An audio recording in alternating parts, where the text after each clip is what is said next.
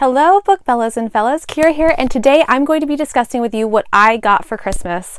I haven't gotten around to filming this video yet, but I am very excited to share all the good things, all the good bookish things that I got for Christmas, because I am very excited about this. So let's just go ahead and get on into it. So the first thing I'm going to discuss with you is it's a bookish item, but it's not a book. But I was really shocked. My parents gave it to me, and I was really shocked because it combines two of the things that I absolutely love, which is Stitch and books. And for those of you who don't know how much I love Stitch, I just want to show you guys that I absolutely adore Stitch. He's kind of my thing. So let me put this back down. So yeah, so Stitch is like this huge thing for me.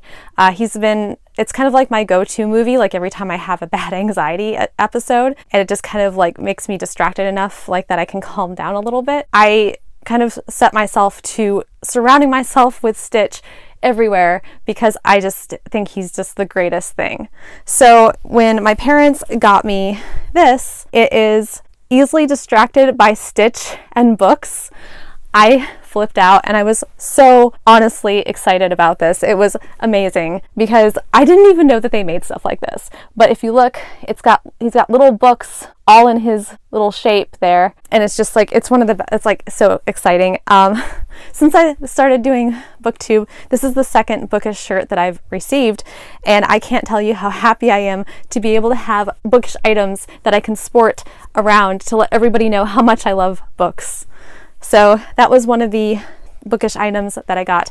I ended up getting a ton of books also, which is very exciting. I had them on my wish list, and my parents were very kind to me in getting these for me. My mom has always been a huge influencer in me getting books. Even like when I used to bring like home those Scholastic things growing up, like she made sure that she prioritized money to make sure that I got books to read. So it's always kind of been like a going theme for me for her to get me books, and she's always been about not denying getting me books because her mother never denied getting her books.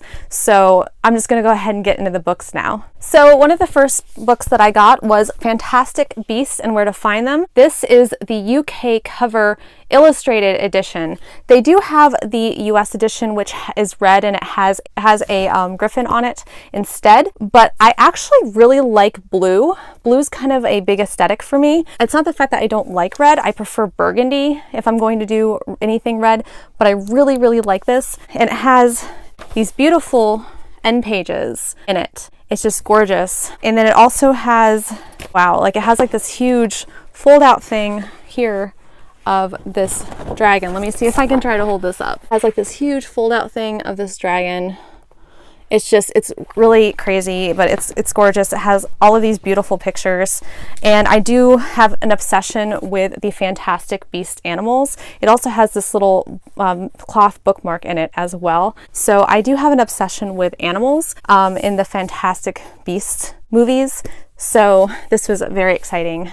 The next book that I got is Art Matters by Neil Gaiman. This is illustrated by Chris Robbins. I remember that there was a illustrated version that Chris Robbins also did for one of Matt Haig's books, which is called How to Stop Time. And I remember some of the illustrations from that, but this is just a very simple book. It won't take me long to read it all, but I'm pretty sure like a lot of these simpler books pack a really strong message, and I really like them because they tend to be really hard hitting. So when I saw that Neil Gaiman was coming out with a book called Art Matters, I thought it was going to be amazing, and I'm really excited to read this. The next book that I got, which was also from Book Depository, this actually is not released in the States. This is only released on Book Depository. It's more of a UK version, and it's called The Beginning of the World in the Middle of the Night, and this has several short stories in it. It says stories of family and magic, lost souls and superstition, spirits in jam jars, many apocalypses, animal hearts, and sideshows. And it's supposed to have mermaids, mermaids on display at the local aquarium.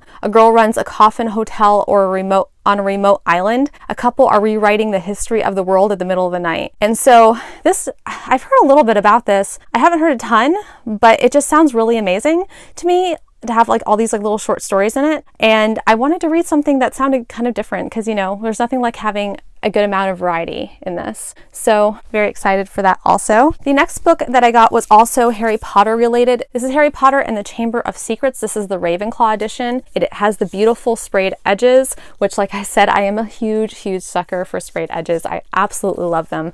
And then also, this is the second in the series. They are coming out with house books for every house, and so this is the second in the series. I already have the first one, which is actually all black, but it still has the beautiful sprayed edges, and I hope they continue on with these sprayed edges because this just makes the books so gorgeous, and I have been waiting to get these. These are UK exclusive editions also, and so Book Depository does have these. The next book that I got is kind of considered a bit of a fantasy. This was also on my wish list. I've heard a lot of really good things about it. It's IQ 84 by Haruki Murakami, and Haruki Murakami does a lot of magical realism, and I've heard a lot of really amazing things about this book.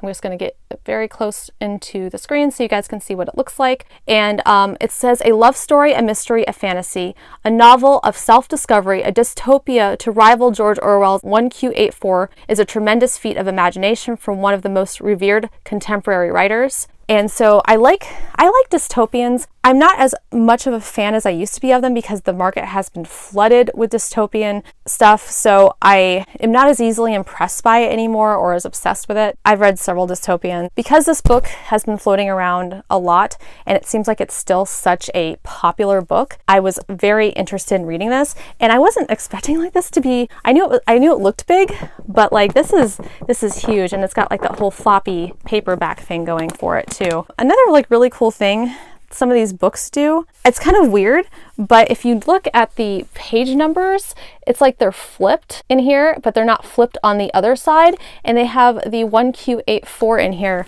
which is kind of an interesting detail that I also did not realize about the book. I read another book by this author not too long ago, and I've heard really good things about this one, and it was Courtney Summers' Sadie, and I read that about a few months ago, I want to say, and I ended up asking for This Is Not a Test by Courtney Summers. This is all about these people that are inside this warehouse, and the zombie apocalypse is coming up, and it's existing all around this warehouse, and basically everything that happens exists inside this warehouse. So it's kind of like, if people form alliances and it's like this high stress scenario, and like you don't really know what's going on outside, told from a character's perspective that's isolated inside the building. So I am very excited to read this because everybody that I've seen read this has really, really loved it. And I think it's just going to be like a lot of fun. I'm going to try not to wait till Halloween to read this because this was definitely one of my most anticipated books that I was hoping to get for Christmas. So I'm hoping to read this very soon. So I am a sucker for a good contemporary, but I actually am, the more I read, the more I'm discovering that I am more of a fan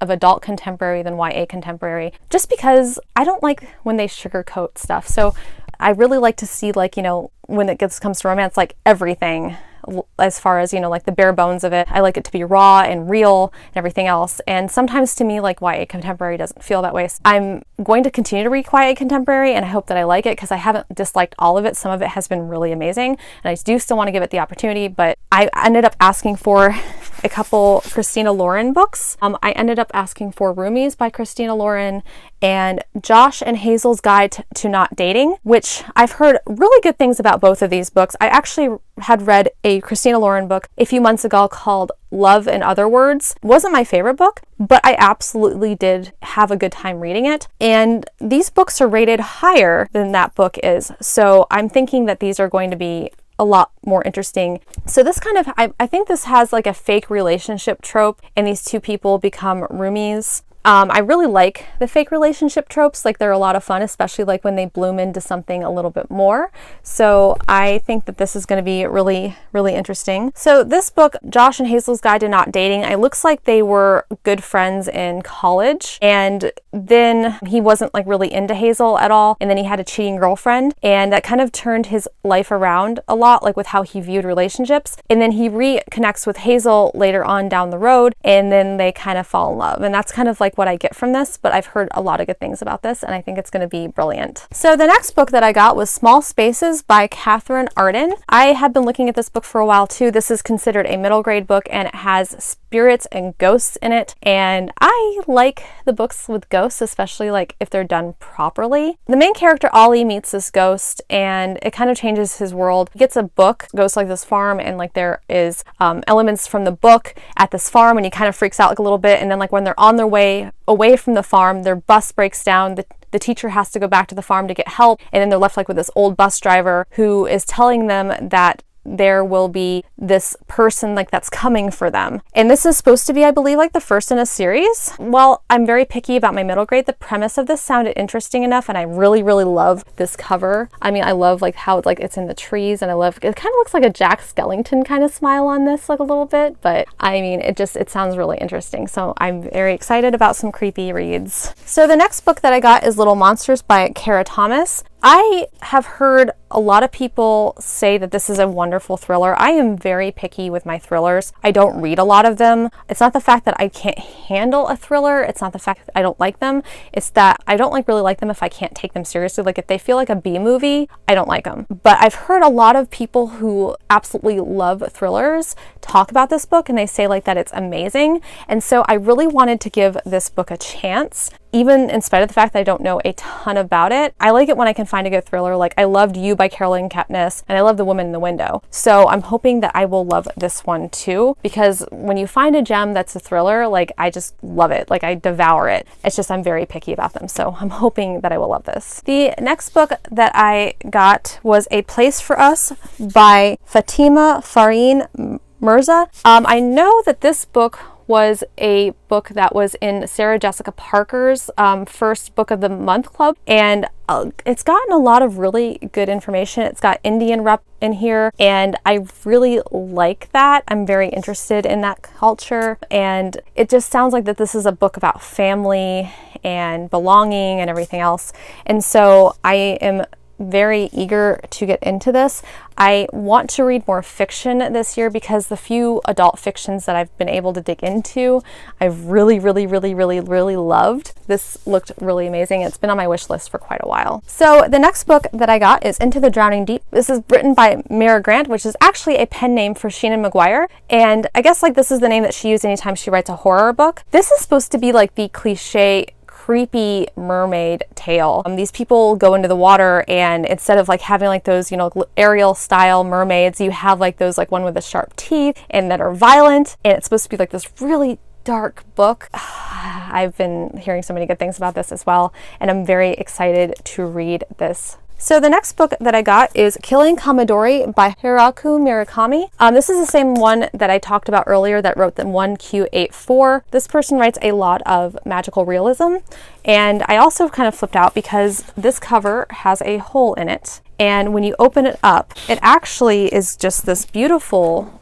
sun, like that kind of like makes it like look like an eyeball. It's a full lunar eclipse. It's really gorgeous. I was not expecting that when I had requested this book on my wish list. And so this person writes magical realism, and it's all about this painter in Tokyo. It says, a Killing Kamidori is a 30-something portrait painter in Tokyo, is abandoned by his wife and finds himself holed up in a mountain home of a famous artist, Tomiko Amada. When he discovers a previously unseen painting in the attic, he unintentionally opens a circle of mysterious circumstances to close it. He must complete a journey that involves a mysterious ringing bell, a 2-foot-high physical manifestation of an idea, a dapper businessman who lives across the valley, a precocious 13-year-old, a Nazi assassin attempt during World War II in Vienna, a pit in the woods behind the artist's home, and an underworld haunted by double metaphors. This just sounds like a whole giant mess that sounds like a whole bunch of fun. So when I originally read the synopsis, because it's been a while, I was kind of blown away, and I figure if I love 1Q84, then I'm probably going to love this as well, because it just sounds amazing. Well guys, thank you so much for joining me for this. I guess technically this video has been sponsored by my parents, considering, you know, the book haul. They spoil me with books, and I am so grateful that they do this for me every year. When I request books, like they are all too happy to make sure that I have plenty of reading material. And this is pretty much the only time of year that I actually receive books as gifts, and I love it. So thank you guys so much for joining me. If you like this video, hit the little like, hit subscribe, and hit the little bell icon if you want to receive emails every time I post so that you never miss a video. I'm also on Twitter, Instagram, Amazon, and Goodreads, which there are links down in the description below if you guys want to follow me on there as well. And as always, thank you guys so much for watching me. It means the world to me that you guys watch my videos, and I will be seeing you guys again very soon.